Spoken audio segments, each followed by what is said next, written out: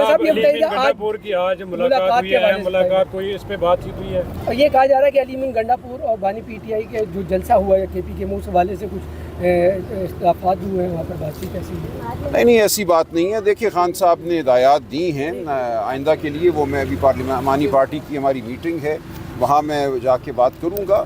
اور خان صاحب بالکل واضح ہیں کہ پاکستان کی قوم جو ہے وہ اپنا فیصلہ کر چکی ہے، اور شاید پاکستان کی قوم پارٹی کے جو عہدیداران ہیں ان سے آگے بڑھ چکی ہے. تو یہ پارٹی کے عہدیداران کو اب سوچنا ہے کہ کیا انہوں نے قوم کے ساتھ چلنا ہے یا قوم سے پیچھے رہ جانا ہے.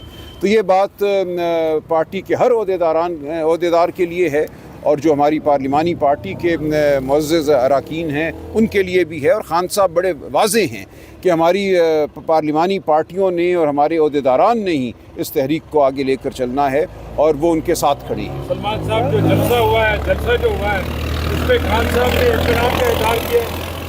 دیکھیے کچھ انتظامی معاملات تھے، خان صاحب تک ظاہر ہے پوری بات تو نہیں پہنچی تھی، لیکن جتنی اطلاع ان کو ملی ہے کہ انتظامات بہتر ہو سکتے تھے. وہاں شکایت کی گئی ہے کہ بدبو تھی، وہاں شکایت کی گئی ہے کہ مٹی اڑ رہی تھی.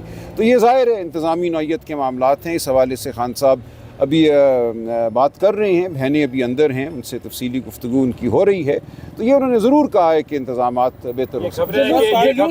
جلسے میں جو جوتے وغیرہ دکھائے گئے اس پر بانی پی ٹی آئی جو ہے برہم ہوئے.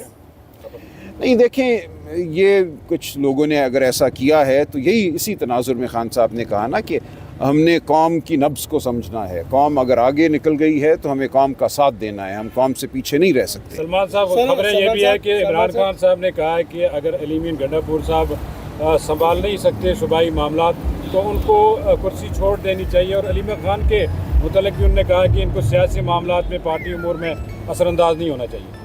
نہیں ایسی کوئی بات نہیں ہوئی. جی دیکھیے علیمہ خانم صاحبہ پارٹی امور میں کوئی براہ راست دخل اندازی نہیں دیتی. یہ ایک قسم کی تہمت ہے ان پر.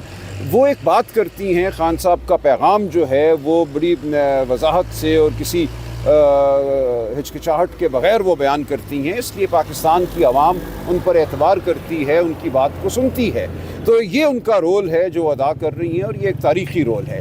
جہاں تک پارٹی کے معاملات کا تعلق ہے، خان صاحب بڑے واضح ہیں کہ ہمارے جو پارلیمانی لیڈران ہیں، پارلیمان کے ممبران ہیں، جو ہمارے عہدیداران ہیں، پارٹی کو انہوں نے ہی چلانا ہے. اور خان صاحب نے آج پھر یہ کہا ہے کہ ان سب کو کہو کہ میں تمہارے ساتھ کھڑا ہوں.